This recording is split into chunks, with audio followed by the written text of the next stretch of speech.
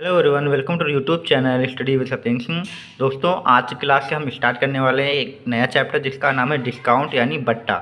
तो इस वीडियो में हम यहाँ पे डिस्काउंट के बेसिक क्वेश्चन को सॉल्व करेंगे और नेक्स्ट पार्ट्स में हम इसके एडवांस लेवल क्वेश्चन तक जाएंगे। तो आज के वीडियो में हम बस जो हमारा डिस्काउंट है इसको समझेंगे कि डिस्काउंट हमारा है क्या और इसके बेसिक क्वेश्चन कौन से बनते हैं एग्जाम में, उनको डिस्कस करने वाले। तो ये हमारा टाइप 1 है, तो इसी को हम यहाँ पे स्टार्ट करते हैं। तो यहाँ पे देखिए, क्वेश्चन के माध्यम से हम समझते हैं डिस्काउंट का मतलब। पहले समझ लीजिए, डिस्काउंट का मतलब एक प्रकार से छूट होता है, यानी कोई वस्तु जैसे हमारे पास मान लीजिए दुकान पर हम जाते हैं तो वहाँ पर उसका रेट होता है और फिर हम कहते हैं यार कि इस पर हमें कुछ डिस्काउंट दे दे, तो इस पर कुछ डिस्काउंट लगाकर यानी हमें कितनी उस पर छूट देता है, उसके छूट के बाद हमें वो वस्तु कितने रुपये की मिलती है, तो वही एक प्रकार का डिस्काउंट होता है जो कि आपको डेली लाइफ में यूज होता है और आपको पता भी है।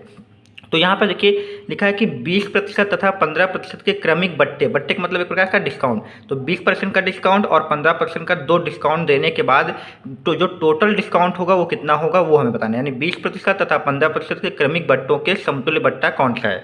तो मान लेते हैं कि जो हमारे पास एक वस्तु है उसका जो मूल्य है वो 100 रुपये। कितना मूल्य है, हम मान लेते हैं 100 रुपये। हम इस क्वेश्चन को 100 के माध्यम से करने वाले। तो मान लेते हैं एक वस्तु हमारे पास है जिसका रेट 100 रुपये है। अब इसी वस्तु को हम मान कर चलेंगे कि इस पर हमें 20% का डिस्काउंट देना है और 15% का डिस्काउंट देना है। तो मान लेते हैं जी हमारे पास एक वस्तु है जो कि कितने रुपए की, 100 रुपये। अब इसी 100 रुपये की वस्तु पर हम क्या करेंगे, 20% का डिस्काउंट अगर हम देंगे तो वह वस्तु अपने आप में 80% बचेगी। कितनी बचेगी, 80% ही बचेगी, क्योंकि हम कोई चीज़ को 100% मानते हैं। मान लेते हैं हमारे पास जो डिस्काउंट है वो 100% है, 100% डिस्काउंट दे देंगे तो वस्तु जीरो हो जाएगी। तो मान लिया कि हमारे पास जो वस्तु है वो 100 रुपये की है और उस पर 20% का डिस्काउंट देंगे तो वह वस्तु 80% ही बचेगी। ठीक है, ये जो 100 है हमारा वो 80% बचेगा। फिर से बोला गया कि 15% का डिस्काउंट दे दिया जाए। तो अगर हम 15% का डिस्काउंट देंगे तो 100 के अकॉर्डिंग अगर हम 15 घटाएंगे तो वो अब बचेगा 85% बचेगा। तो यानी जो हमारी वस्तु 100 है उसका 80% और 85% निकाल दें तो देखते हैं हमारी वस्तु कितनी बचेगी आगे। तो 100 लिख लेते हैं हम यहाँ पे, 80% हटाएंगे तो नीचे हम 2 जीरो लगाएंगे।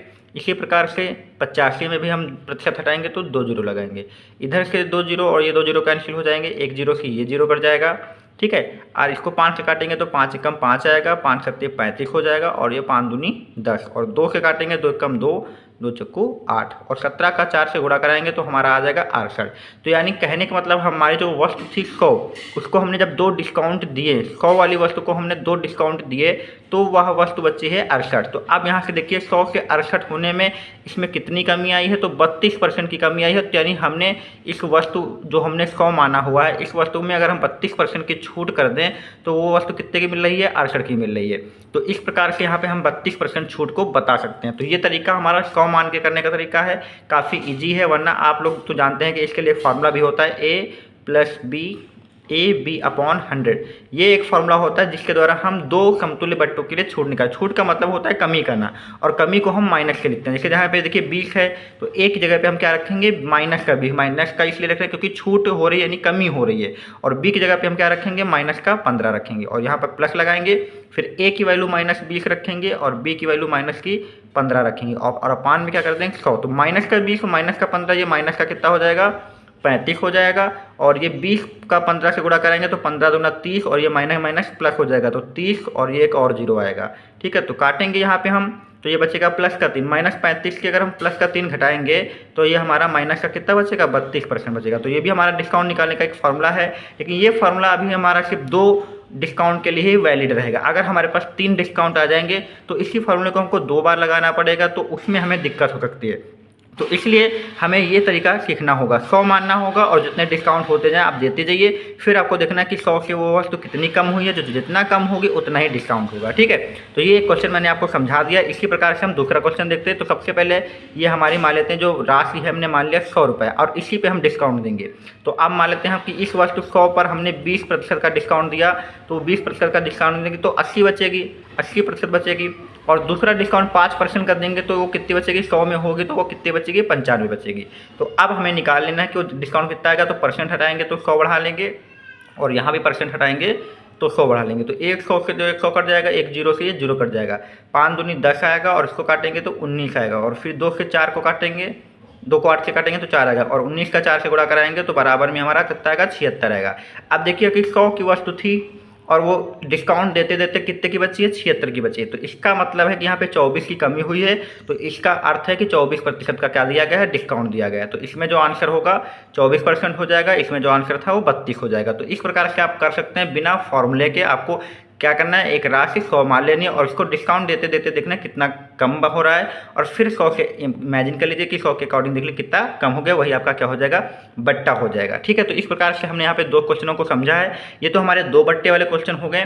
अब इसके बाद हम देखेंगे कि हमारे पास अगर 3 बट्टे देने हो तो हम किस प्रकार से सवाल को करेंगे। तो यहाँ पे देखिए एक क्वेश्चन लिखा है, इसमें 10%, 20% और 30% के क्रमिक बट्टे दिए जा रहे हैं और इन तीनों बट्टों को मिलाकर कितना बट्टा होगा ये पूछा गया। तो वही काम करना है। हमने मान ली कि हमारे पास राशि कितनी है, 100 राशि है। ठीक है, अब इसी 100 राशि पे हम 10% का बट्टा देंगे तो वो बचेगी हमारी 90, और प्रतिशत लगाएंगे तो बट्टे में 100 आ जाएगा, हम डायरेक्ट कर रहे हैं यहाँ पे।